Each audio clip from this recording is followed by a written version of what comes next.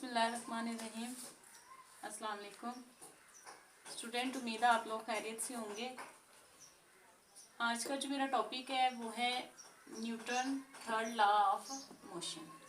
ठीक है student, chapter number 5 है आपके पास, फिजिक्स 9th है और टॉपिक है हमारे पास Newton third law of motion. Student, ये वाला जो टॉपिक है ना, ये Newton third law of motion, ये आप लोग चैप्टर नंबर 3 में पढ़ चुके हैं। तो यहाँ पर उसने दोबारा जो है वो रिवाइज करवा दी है। तो इसकी स्टेटमेंट इस तरह से होगी, to every action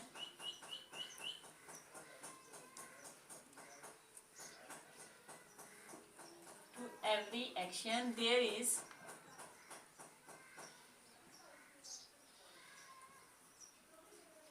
always an equal but opposite reaction। ठीक है स्टूडेंट, क्या मैं यहाँ पर जो है इसकी डेफिनेशन बताइए, इसकी statement. To every action there is always an equal but opposite reaction. हर एक्शन का हमेशा एक मसावी जो है वो रिएक्शन होता है, लेकिन किस सिमत में होता है, मुखालिफ सिमत में होता है। ठीक है स्टूडेंट, इसकी एग्जांपल लें तो एग्जांपल इस तरह से होगी। अब मिसाल ले लें, जैसे गुब्बारे की मिसाल ले सकते हैं।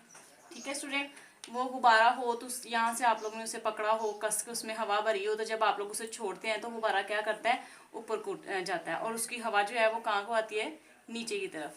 ठीक है स्टूडेंट, क्या क्या मैंने कि वो जो गुब्बारे की एग्जांपल ले सकते हैं। गुब्बारे में क्या मिसाल दी है कि अगर उसमें जो है वो हवा भरी हो और जो है वो उसके एक साइड से आप लोग खोल दें, लीक कर दे, तो हवा क्या करेगी, नीचे की जो है वो डायरेक्शन में जाएगी और गुब्बारा कहाँ पर जाएगा, ऊपर की डायरेक्शन को जाएगा। तो ये भी एग्जांपल मैं किसकी कह सकती हूँ, Newton third law of motion की। इसकी और भी मजीद काफ़ी ज़्यादा एग्जांपल्स है। जैसे किताब जो है वो मेज़ पे पड़ी रही है। ठीक है, मेज़ का जो एक्शन लगा है, सॉरी बुक का जो एक्शन लगा है वो किसके ऊपर लगता है, मेज़ के ऊपर। और मेज़ जो रिएक्शन लगाता है वो किसके ऊपर लगाता है, बुक के ऊपर लगाता है। ठीक है स्टूडेंट, तो यहाँ पर आप लोग की अपनी मर्जी है, ये जो सी मर्जी एग्जाम्पल ले सकते हैं। मैंने यहाँ पे जो है वो बुक वाली एग्जाम्पल ली है। A book lying on a table. For example, हमने यहाँ पे एग्जाम्पल ली है कि एक किताब जो है वो मेज पर पड़ी है। The action of book is applying on table. ठीक है, जो बुक का एक्शन है वो किसके ऊपर अमल किया जा रहा है, टेबल के ऊपर।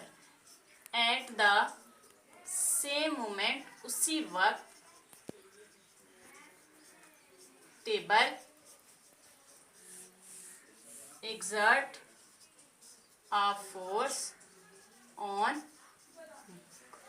ठीक है स्टूडेंट, और वो हमारे पास क्या होगा, this is a reaction force.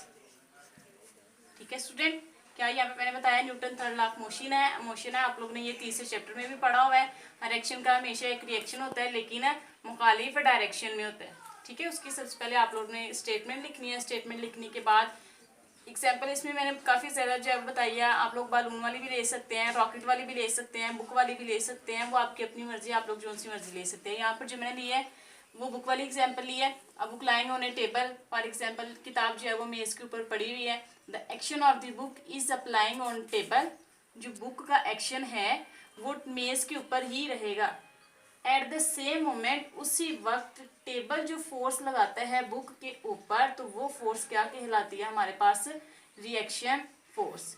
Action और रिएक्शन के बारे में मैंने थर्ड चैप्टर में आप लोग को बता दिया। वह एक्शन क्या होता है, किसी जिस्म के ऊपर जो हम फोर्स लगाते हैं उसे कहते हैं एक्शन फोर्स, और बदले में वो जो दूसरा जिस्म पहले जिस्म पे फोर्स लगाता है उसे हम कहते हैं रिएक्शन फोर्स।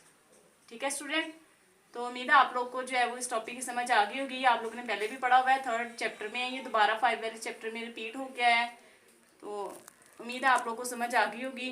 खुश रहें, दुआ में मुझे याद रखें। अल्लाह हाफिज़।